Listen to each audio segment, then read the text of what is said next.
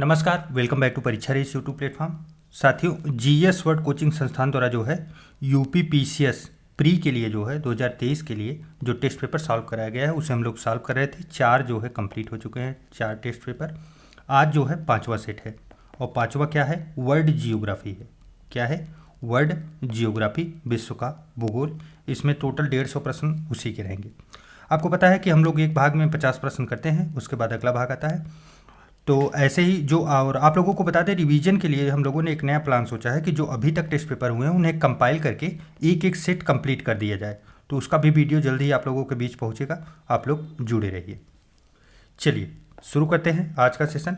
पहला प्रश्न है, क्षोभ मंडल में ऊंचाई बढ़ने के साथ तापमान में जो है कमी आती है। यह तो पहला फैक्ट है, आप लोग याद रखिए। कहीं बढ़ता है ऐसा मिले तो उसे आप काट दीजिएगा। तो तापमान में जो है कमी आती है और तापमान में लगभग 1 डिग्री सेल्सियस कमी कितनी ऊंचाई बढ़ने पर होती है? यह पहला प्रश्न है, बताइए। तो लगभग 165 मीटर। कितना? लगभग 165 मीटर पहुंचने पर ऊंचाई पे 1 डिग्री सेल्सियस की कमी आती है। नेक्स्ट है बायोस्फोरस जल संधि। जल संधियाँ जितनी हैं आप लोग याद कर लीजिए, प्रीवियस ईयर में आया भी है, काफ़ी महत्वपूर्ण है। बायोस्फोरस जल संधि निम्नलिखित सागरों को जोड़ती है। कौन से 2 सागरों को जोड़ती है, बताइए। देखिए, कुछ टॉपिक को मैं रट्टा मार में डाल दूंगा, आप इसे रट्टा जरूर मारिए। जल संधियाँ तो बताइए, काला सागर और मरमरा सागर। किसके किसके बीच? काला सागर और मरमरा सागर के बीच में अवस्थित है। चलिए नेक्स्ट है, निम्नलिखित में से कौन से सक्रिय ज्वालामुखी जो है सक्रिय ज्वालामुखी के उदाहरण है? तो बताइए कौन कौन से सक्रिय ज्वालामुखी के उदाहरण है। तो देखिए, इसमें जो है इक्वाडोर का कोटोपैक्सी। कौन सा? कोटोपैक्सी, कई बार आ भी चुका है। यही सिर्फ जो है सक्रिय ज्वालामुखी है, अर्थात यही इस समय चल रहा है, यहाँ कभी भी विस्फोट हो जाता है। और बाकी जितने हैं सब सुसुप्त हैं, और लेकिन महत्वपूर्ण है, परीक्षाओं में मैच द फॉलोइंग में आते हैं। तो माउंट किलिमंजारो अफ्रीका का है, जापान का जो है फ्यूजियामा है, और माउंट रेनियर जो है यूएसए का है। और प्रश्न के हिसाब से सही जवाब क्या बनेगा? तो सही जवाब केवल 3 ही सही है, तो तीसरा जो है किसमें है? ऑप्शन नंबर सी में, केवल 3। चलिए नेक्स्ट है, विश्व की सबसे लंबी पर्वत श्रृंखलाओं को लंबाई के घटते क्रम में लिखें। बताइए, देखिए कितना महत्वपूर्ण और कितना अच्छा प्रश्न बनाया गया है। तो देखिए, सबसे लंबी इंडीज है, यह हम लोगों को पता है और यह कई बार हम लोग फैक्ट देख भी चुके हैं। तो सबसे पहले क्या होगा? दूसरा, और उसके बाद फिर दूसरे नंबर पे राकी आता है, राकी, तो दोनों में 4 है। और तीसरे नंबर पे जो है वो आता है ग्रेट डिवाइडिंग रेंज, जो ऑस्ट्रेलिया का है और कई बार पूछा गया है। ऑस्ट्रेलिया के फिजिकल मैप को आप लोग अच्छे से पढ़ के जाइएगा, क्योंकि यूपी पीसीएस के प्रश्न वहाँ जरूर बनते हैं। तो यहाँ पे जो है पहला हो जाएगा तीसरे स्थान पे, और तीसरा हिमालय एशिया का जो है वो लास्ट में आएगा। तो इस प्रकार अगर सही उत्तर देखें तो क्या बनेगा? सही जवाब बनेगा ऑप्शन नंबर बी। चलिए नेक्स्ट है, यूरोप की सबसे ऊंची पर्वत चोटी का नाम क्या है? बताइए। तो कौन सा है? एल्ब्रूस है। कौन सा? एल्ब्रूस। और कौन सी श्रेणी में है? तो यह काकेसस श्रेणी का एक पर्वत है। और यह अवस्थित कहाँ पे है? तो यह रूस में। आपको पता होगा रूस जो है वह यूरोप और एशिया दोनों देशों का भाग है। चलिए नेक्स्ट है, कालाहारी मरुस्थल का विस्तार जो है निम्नलिखित में से किस या किन देशों में है? मैपिंग का बहुत ज़बरदस्त प्रश्न आ रहे हैं, बताइए। देखिए, कालाहारी जो मरुस्थल है, कालाहारी मरुस्थल, यह क्या है? अर्ध शुष्क है। अर्ध शुष्क जो है मरुस्थल है। और आपको बता दें कि यह बोत्सवाना में मैक्सिमम भाग जो है, इसका मैक्सिमम भाग कहाँ पे है? मैक्सिमम यह बोत्सवाना में है। और बाकी इसके जो और क्षेत्र हैं वो नामीबिया और दक्षिण अफ्रीका में थोड़ा थोड़ा इसका प्रसार है। तो इस प्रकार जो है जिम्बाब्वे इसमें शामिल नहीं है। तो पहला, दूसरा और तीसरे में कालाहारी मरुस्थल पाया जाता है। तो सही जवाब क्या बनेगा? Option number B. चलिए नेक्स्ट है, निम्न में से कौन सा मरुस्थल जो है संसार का सबसे शुष्क मरुस्थल है? संसार का सबसे शुष्क मरुस्थल किसे माना जाता है? तो आटाकामा को। किसको? आटाकामा को माना जाता है। यह कहाँ पे है? यह दक्षिण अमेरिका में, दक्षिण अमेरिका। चलिए नेक्स्ट है, निम्नलिखित में से कौन सी नदी जो है विषुवत रेखा को 2 बार काटती है? पुराना प्रश्न है, कई बार आ चुका है। बताइए। जायरे, जायरे नदी, जिसे कांगो भी कहा जाता है। क्या कहा जाता है? कांगो भी कहा जाता है। चलिए नेक्स्ट है, निम्नलिखित में से कौन सी नदी जो है मकर रेखा को 2 बार काटती है? बताइए। दक्षिण अफ्रीका से निकलने वाली कौन सी नदी है? लिम्पोपो। कौन सी? लिम्पोपो नदी। चलिए नेक्स्ट है, निम्नलिखित में से कौन से द्वीप जो है प्रवाल द्वीप का उदाहरण है? प्रवाल भित्ति से निर्मित जो द्वीप हैं कौन कौन से हैं? प्रवाल काफ़ी महत्वपूर्ण है और आपको बता दें यूपीएससी की परीक्षा से लेके पीसीएस परीक्षा तक दोनों में प्रश्न यहाँ से बहुत बनते हैं। तो बताइए। देखिए लक्षद्वीप, लक्षद्वीप पूरा प्रवाल पे बसा ही है। और उसके बाद बरमूडा द्वीप, यह भी प्रवाल से निर्मित है। अंडमान निकोबार द्वीप समूह जो है यह प्रवाल से निर्मित नहीं है। मालदीव भी जो है प्रवाल से निर्मित है। तो इस प्रकार जो है क्या होगा, पहला, दूसरा और चौथा ये 3 सही हैं, तो सही जवाब बनेगा ऑप्शन नंबर ए। चलिए नेक्स्ट है, आसवन डैम। आसवन डैम कहाँ पर अवस्थित है? तो बताइए आसवन डैम जो है यह कहाँ पर अवस्थित है? मिस्र में। कहाँ पे? मिस्र में। और किस नदी पर बना है ये? तो आपको बता दें नील नदी। चलिए नेक्स्ट देखिए, पर्वत श्रेणियां दिया गया है और सर्वोच्च शिखर। पहला है राकी पर्वत श्रेणी। राकी का सबसे सर्वोच्च शिखर कौन सा है? Mount Elbert. क्या होगा? माउंट एल्बर्ट पहले का तीसरा हो गया। उसके बाद एलबुर्ज। एलबुर्ज का सबसे ऊंचा शिखर कौन सा है? तो देमाबंद है। कौन सा है? देमाबंद। और एंडीज, एंडीज जो है यह एकांकागुआ। और आल्प्स जो है माउंट ब्लैक। इस प्रकार अगर हम लोग मैच कराएंगे तो तीसरा, दूसरा, चौथा और पहला, तीसरा, दूसरा, चौथा, पहला, सही जवाब बनेगा ऑप्शन नंबर बी। चलिए नेक्स्ट है, पर्वत और पर्वत श्रेणी और उसकी अवस्थिति कौन से महाद्वीप में अवस्थित है? तो पहला देखिए अल्ताई माउंटेन्स। अल्ताई माउंटेन्स कहाँ है? यह मध्य एशिया में अवस्थित है। और दूसरा है ड्रेकेंसबर्ग। ड्रेकेंसबर्ग कहाँ अवस्थित है? यह दक्षिण अफ्रीका में अवस्थित है। और कास्केड रेंज, कास्केड रेंज कहाँ पे अवस्थित है? यह उत्तरी अमेरिका में है। और उसके बाद जाग्रोस पर्वत श्रेणी जो है यह ईरान में है। तो इस प्रकार अगर मैच देखेंगे हम लोग तो क्या बनेगा? 1, 3, 4, 2। सही जवाब क्या बनेगा? Option number D. चलिए नेक्स्ट है, पठार दिए गए हैं और अवस्थिति। पहला है पेंटागोनिया। पेंटागोनिया कहाँ पे है? यह अर्जेंटीना में है। कहाँ पे है? अर्जेंटीना। उसके बाद मैसिफ पठार। मैसिफ पठार कहाँ पे है? तो यह स्पेन में है। और उसके बाद अनातोलिया, अनातोलिया तुर्की में। और उसके बाद बवेरियन, बवेरियन जो है यह जर्मनी में है। तो एकदम अपोजिट मिलते आ रहा है, तो 4, 3, 2, 1 होगा सही जवाब। 4, 3, 2, 1 ऑप्शन नंबर बी। चलिए देखिए, ये सब फैक्ट ऐसे हैं ना जिन्हें आपको याद करना पड़ेगा, हर एक हाल में याद करना पड़ेगा। और आप याद करिए, नहीं तो काम नहीं बनेंगे। नेक्स्ट है मरुस्थल। मरुस्थल पूछा गया है और अवस्थिति कौन से देश में है? तो कराकुम कहाँ पे है? कराकुम जो है वो तुर्कमेनिस्तान में है। Karakum Turkmenistan. उसके बाद नाफूद, नाफूद कहाँ पे है? तो यह सऊदी अरब का है। और काइजिल कुम जो है, काइजिल कुम, यह उज्बेकिस्तान का है। और दस्ते कबीर ईरान का। तो इस प्रकार देखेंगे कूट बनेगा क्या? 2143, 2143 सही जवाब बनेगा ऑप्शन नंबर सी। चलिए नेक्स्ट है, निम्नलिखित में से कौन सी जल संधियाँ महाद्वीपीय विभाजन हैं? कौन सी जल संधियाँ जो है वो महाद्वीप को विभाजित करती हैं? तो बताइए। देखिए, 4 की चारों जो जल संधियाँ हैं यह महाद्वीप को विभाजित करती हैं। अब कैसे महाद्वीप को विभाजित करती हैं तो आइए देखते हैं। बेरिंग जल संधि, पहला है बेरिंग जल संधि। यह किसको विभाजित करता है? यह एशिया को, एक तरफ इसके एशिया है और दूसरी तरफ कौन है? दूसरी तरफ उत्तरी अमेरिका है, उत्तरी अमेरिका। और उसके बाद जिब्राल्टर, जिब्राल्टर जल संधि जो है यह किसको? जिब्राल्टर जो है यूरोप को, यूरोप को अलग करता है। किससे अलग करता है? अफ्रीका से, अफ्रीका से यूरोप को अलग करता है। फिर बोस्फोरस, बोस्फोरस जल संधि जो है यह एशिया और यूरोप को, किसको? एशिया को और यूरोप को। उसके बाद फिर नेक्स्ट जो है, नेक्स्ट टारेंस। टारेंस जल संधि जो है, टारेंस जल संधि ऑस्ट्रेलिया को एशिया से, किसको, ऑस्ट्रेलिया को जो है किससे, एशिया से अलग करता है। इस प्रकार चार के चारों जो है महाद्वीपों को विभाजित करते हैं। तो सही जवाब क्या बनेगा, ऑप्शन नंबर डी, चार के चारों महत्वपूर्ण है। याद रखिए टेस्ट पेपर में ऐसी फैक्ट इसीलिए समाहित किए जाते हैं जो काफ़ी महत्वपूर्ण हो, आने के चांसेज हो। अरल सागर से कौन से देश सीमा बनाते हैं, अरल सागर से, तो बताइए।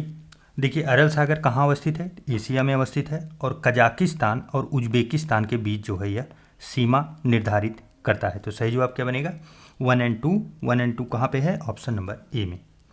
चलिए नेक्स्ट है, निम्नलिखित कथनों पर विचार कीजिए।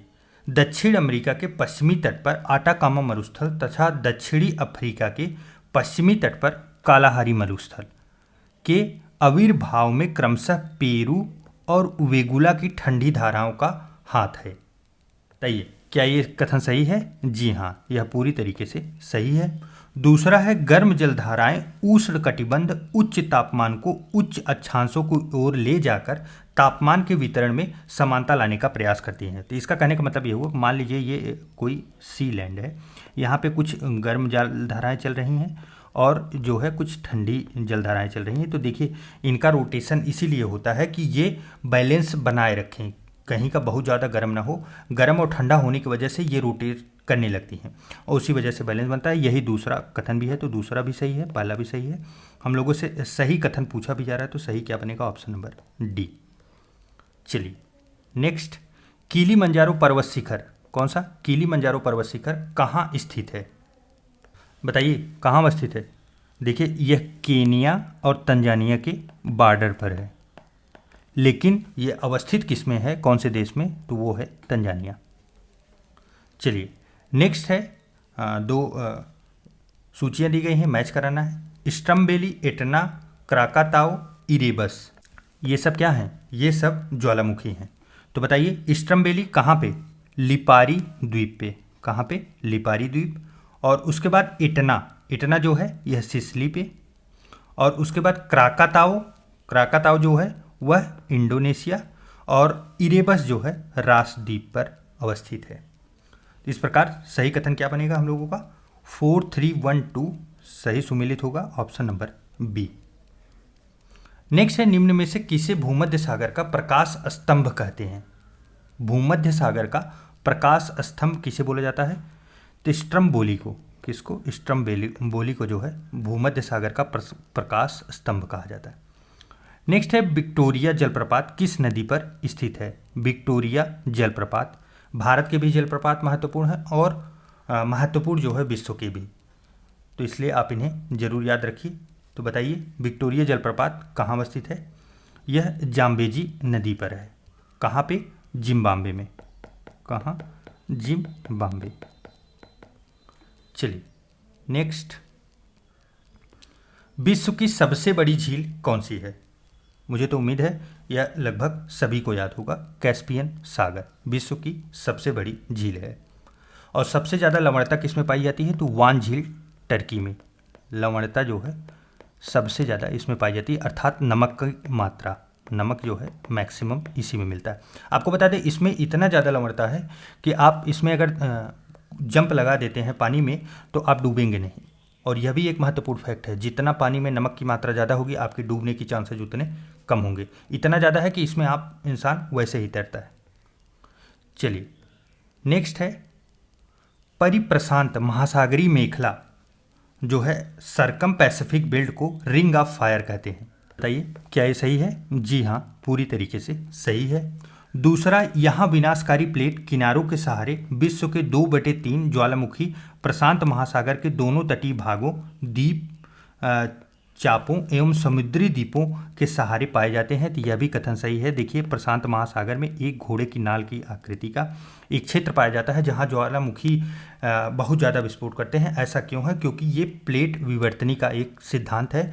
वहाँ की प्लेटें जो अलग होती हैं, वहाँ आपको पता है प्लेटों की वजह से ही भूकंप आते हैं। और वहीं जहाँ कमज़ोर मिलता है, क्षेत्र जहाँ कमज़ोर होता है, मैग्मा फोड़ के बाहर निकलता है, उसे ही ज्वालामुखी कहा जाता है। तो ये सभी एक रिंग टाइप का क्षेत्र पाया जाता है जिसे परिप्रशांत महासागरीय मेखला या रिंग ऑफ फायर के नाम से जाना जाता है। तो दो के दोनों सही हैं, एक दूसरे को एक्सप्लेन भी कर रहे हैं, तो सही जवाब क्या बनेगा? Option number A. नेक्स्ट है निम्नलिखित गर्तों को उनके गहराई के घटते क्रम में लिखें। बताइए क्या होगा? देखिए सबसे गहरा तो मरियाना गर्त है, मरियाना। इसकी गहराई कितनी है? तो आपको बता दें 11,022 मीटर गहरा है। उसके बाद अगर दूसरे नंबर पे बात करें तो टोंगा है। कौन सा है? टोंगा गर्त है। इसकी गहराई अगर बात करें तो 10,822 है, मीटर में ही है सब। उसके बाद फिर तीसरे नंबर पर मिंडनाओ, मिंडनाओ है और यह कितना है? तो यह 10,500 है, 500 मीटर है। और उसके बाद लास्ट में अगर बात करें तो प्लूटो रिको है। कौन सा है? प्लूटो रिको। यह 8,380 के मीटर के आसपास है। और आपको बता दें इसमें से तीन जो हैं, पहला, तीसरा और चौथा, ये तीन के तीनों कहाँ पे हैं? यह प्रशांत में है, प्रशांत महासागर में है। और जबकि प्लूटो रिको जो है यह कहाँ पे है? यह अटलांटिक में, अटलांटिक। अब हम लोगों को क्रम लगाने के लिए पूछा गया तो सबसे 4 होगा, 4 के बाद 3 होगा, फिर 1, फिर 2, 4, 3, 1 एंड 2। सही जवाब बनेगा ऑप्शन नंबर ए। चलिए नेक्स्ट है निम्नलिखित में से कौन सा कटक जो है अटलांटिक महासागर से संबंधित नहीं है? बताइए। तो वो है कार्लसबर्ग कटक। यह कहाँ पे है? यह हिंद महासागर में है, हिंद महासागर में है। और अगर स्थान की बात करें तो मेडागास्कर के पास है, मेडागास्कर। चलिए नेक्स्ट, दो सूचियां दी गई है, सुमिलित कीजिए। चट्टान और उसके बाद रूपांतरण के बनी बाद जो बनती हैं शैलें, उनको मैच कराना है। ग्रेनाइट, ग्रेनाइट से क्या बनेगा? नीस। उसके बाद बेसाल्ट, बेसाल्ट से सिस्ट बनता है। और बलुका पत्थर, क्या है? बलुका पत्थर से क्वार्टजाइट बनेगा। और चाक एवं डोलोमाइट, चाक और डोलोमाइट से क्या बनेगा? संगमरमर बनता है। इस प्रकार अगर मैच देखेंगे तो क्या होगा? 2, 3, 1, 4। सही जवाब बनेगा ऑप्शन नंबर बी। चलिए नेक्स्ट है फारस की खाड़ी और ओमान की खाड़ी को जोड़ने वाली जलसंधि कौन सी है? बताइए कौन सी जलसंधि फारस की खाड़ी और ओमान की खाड़ी को जोड़ती है? तो वो है हारमुज जलसंधि। कौन सी? हारमुज जलसंधि। नेक्स्ट है बाव अल मंडेव जल डमरू मध्य किन दो जल राशियों को जोड़ती है? बताइए। तो बाव अब अल मंडेव जो है जल डमरू मध्य, यह अदन की खाड़ी और लाल सागर के मध्य में अवस्थित है। कहाँ अवस्थित है? अदन की खाड़ी और लाल सागर। ये सब फैक्ट हैं, एकदम फैक्चुअल हैं। आपको इन्हें मैपिंग पे देखना है और बहुत ज़्यादा रटना है, बार बार रटना है, क्योंकि शब्दों का खेल यहाँ है। शब्द आएंगे तो कन्फ्यूजन बढ़ेंगे। मृत सागर किन देशों के साथ सीमा बनाता है? मृत सागर, डेड सी। बताइए। जॉर्डन और इजराइल, इजराइल और जॉर्डन के बीच जो है मृत सागर पाया जाता है। और आपको एक महत्वपूर्ण फैक्ट बता दें, इजराइल के ऊपर कई बार प्रश्न बन चुका है। इजराइल जो है मृत सागर के साथ साथ जो है आपका भूमध्य सागर, भूमध्य, और उसके बाद लाल सागर, रेड सी, इसके साथ भी जो है सीमा बनाता है इजराइल। चलिए नेक्स्ट है निम्नलिखित में से कौन सा देश जो है कैस्पियन सागर से सीमा नहीं बनाता है? बताइए। देखिए कैस्पियन सागर से टोटल 5 देश सीमा बनाते हैं। प्रीवियस ईयर का प्रश्न है, ये सब कई बार आ चुका है, इसलिए आप लोग फैक्ट्स के रूप में इन्हें जरूर याद रखें। देखिए इसमें ईरान, रूस, अजरबैजान तीनों सीमा बनाते हैं, प्लस 2 देश और हैं। एक है आपका तुर्कमेनिस्तान। कौन सा? एक तुर्कमेनिस्तान है। और नेक्स्ट जो है कजाकिस्तान है, कजाकिस्तान। यही टोटल 5 देश हैं। अर्मेनिया इसमें सीमा नहीं बनाता है। सही जवाब क्या बनेगा? Option number D. नेक्स्ट है कौन सा देश जो है लाल सागर से अपनी सीमा नहीं बनाता? रेड सी से। तो देखिए अफ्रीका महाद्वीप में जो है मिस्र, कौन कौन बनाता है? मिस्र, सूडान, इरिट्रिया, जिबूती और सोमालिया जो है लाल सागर से सीमा बनाते हैं।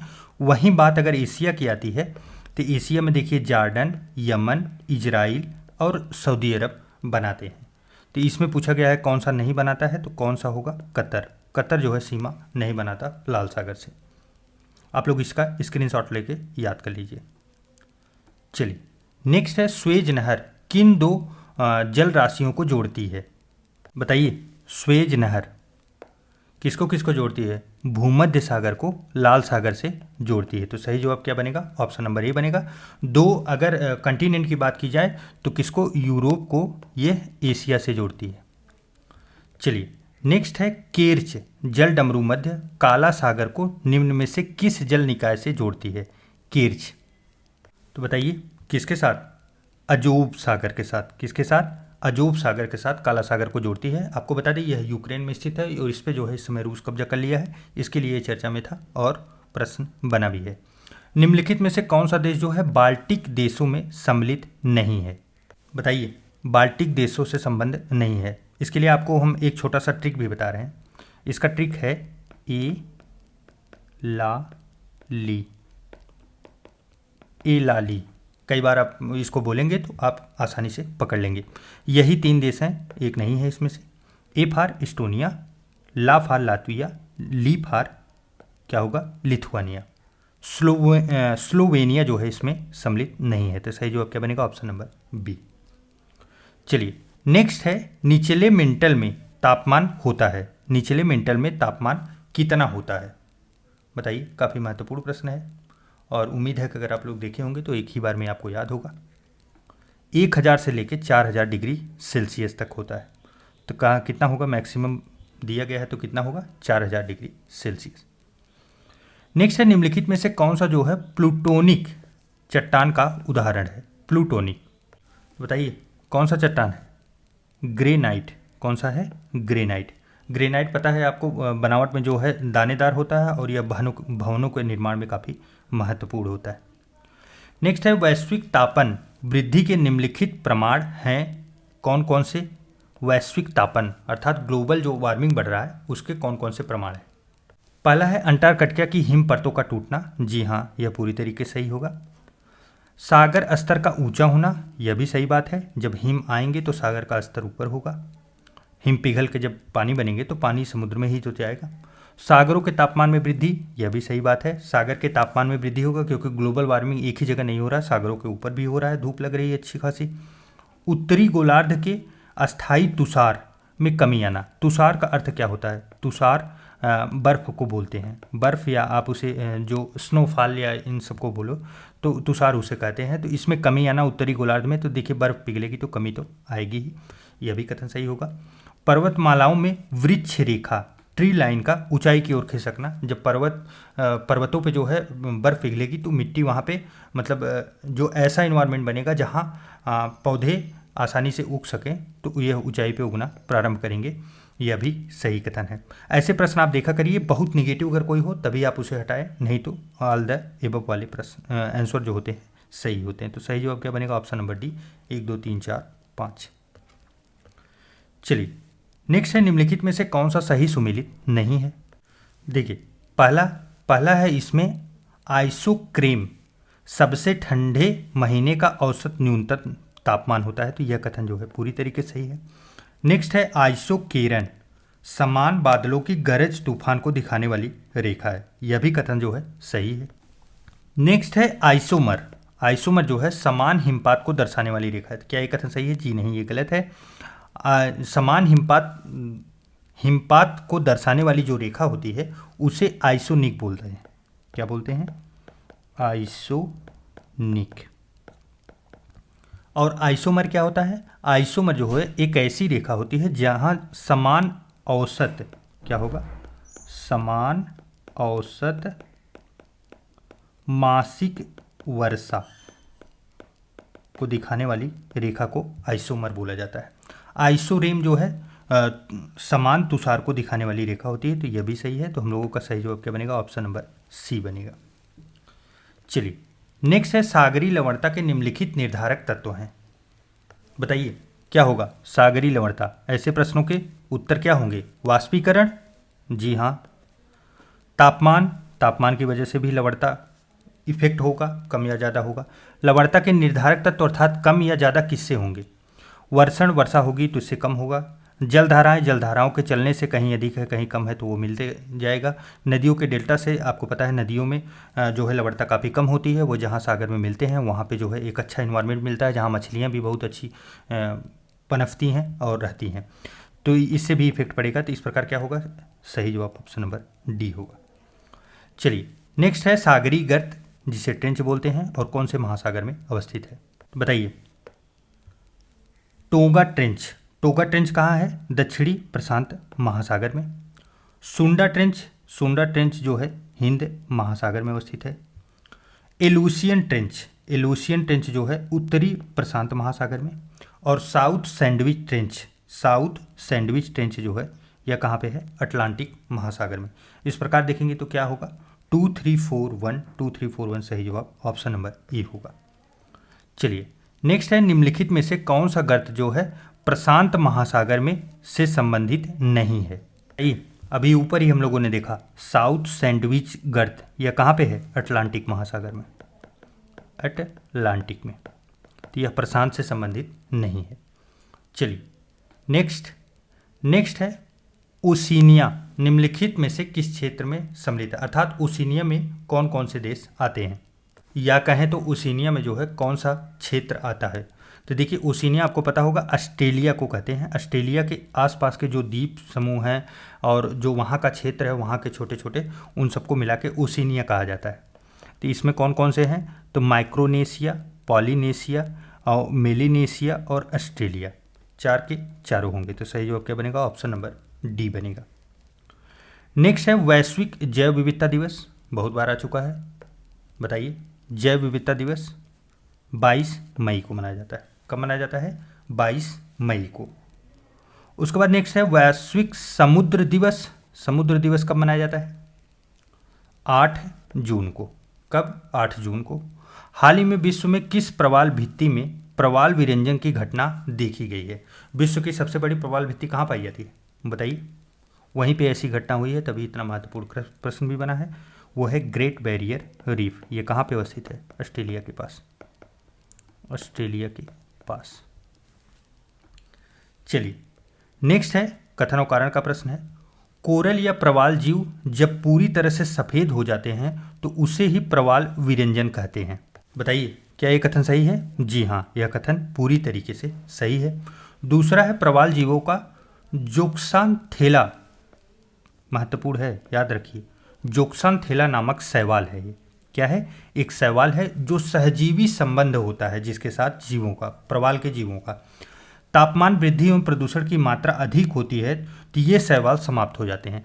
अर्थात क्या हुआ कि जोक्सानथेला नामक शैवाल जो है, यह जहाँ पाए जाएंगे वहीं प्रवाल जीव भी पाए जाएंगे, क्योंकि ये एक दूसरे पे निर्भर होते हैं। और जब क्या होगा, वैश्विक तापन, ग्लोबल वार्मिंग बढ़ता है या प्रदूषण की मात्रा बढ़ेगी तो ये शैवाल समाप्त होंगे। ये शैवाल अगर समाप्त होंगे तो क्या होगा, प्रवाल भी समाप्त होंगे।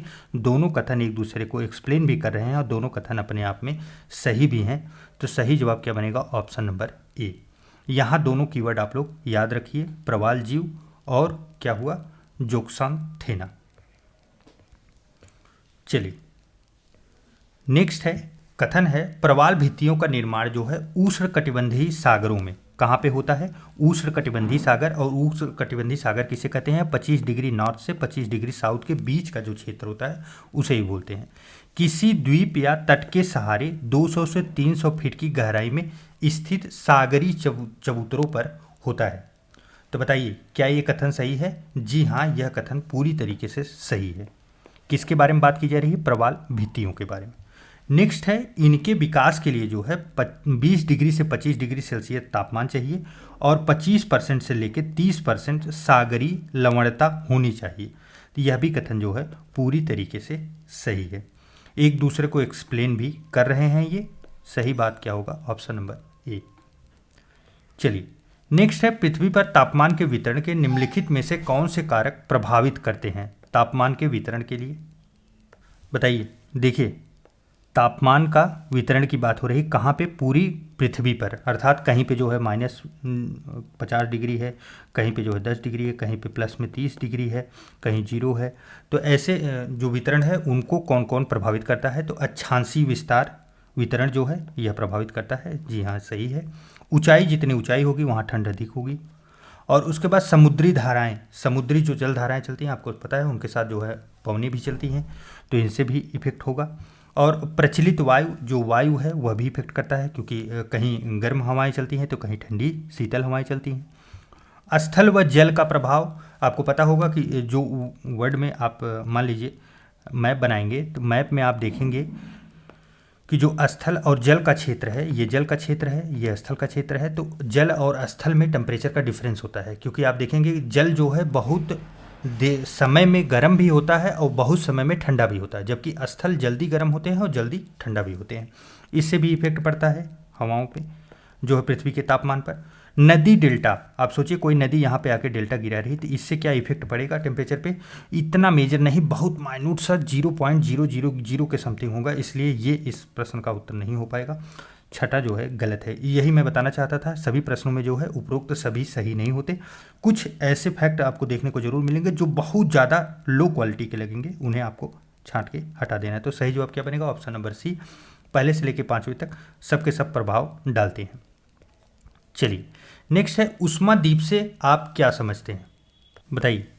पहला है अपेक्षाकृत उच्च ताप वाले नदीय द्वीप, अपेक्षाकृत उच्च ताप वाले समुद्री द्वीप, अपेक्षाकृत उच्च ताप वाले जल निकाय, अपेक्षाकृत उच्च ताप वाले नगर। देखिए शब्द महत्वपूर्ण है, आप लोग याद रखिए। उष्मादीप बोलते हैं अपेक्षाकृत उच्च ताप वाले नगर को।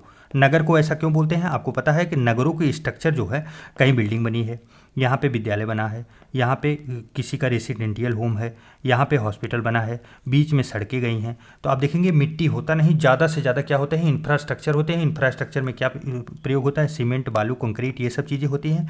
जब इस पर टेम्परेचर पड़ता है, धूप पड़ती है, तो क्या होते हैं? ये हॉट हो जाते हैं, इतना ज़्यादा गर्म हो जाते हैं कि वहाँ का एटमॉस्फेयर आप देखेंगे शहरों में आपको गर्मी आपको ज़्यादा लगेगी। क्यों लगती है? क्योंकि ये इंफ्रास्ट्रक्चर जो है वो गर्मी जनरेट करते हैं। और आपको पता होगा ग्रीन हाउस गैसें एक पूरा साइकिल बनी रहती हैं कि अगर वो निकल नहीं पाई, पूरी तरह से एटमॉस्फेयर से बाहर नहीं निकल पाई, तो वो उमस की संख्या ज़्यादा बढ़ा देती हैं। इन्हें ही उष्मा द्वीप कहा जाता है। शहरों के लिए खासकर अपेक्षाकृत उच्च ताप वाले जो नगर होते हैं उन्हें ही क्या बोला जाता है? उष्मा द्वीप बोला जाता है। महत्वपूर्ण है, आप लोग याद रखिए। इसलिए महत्वपूर्ण है क्योंकि ये शब्द जो है ऐसा लगता है कि फिजिकल जियोग्राफी का प्रश्न है, लेकिन ये ह्यूमन जियोग्राफी से रिलेटेड है। तो इस प्रकार सही जवाब इसका क्या होगा? ऑप्शन नंबर डी होगा। चलिए इस प्रकार साथियों 50 प्रश्नों की ये श्रृंखला हम लोगों ने समाप्त कर ली। आपके कितने सही हुए कमेंट करके ज़रूर बताइएगा, और आप लोग ऐसे लगे रहिए और रिवीजन करते रहिए, क्योंकि मैं भी अब देख रहा हूँ कि बहुत जल्दी ही कंपाइलेशन इन सब का शुरू हो जाए, कि पहले से लेकर लास्ट प्रश्न तक एक साथ आए, और जो लोग देख चुके हैं वो क्या होगा, दूसरी बार वो फिर से रिवाइज करने का उनको अवसर मिलेगा।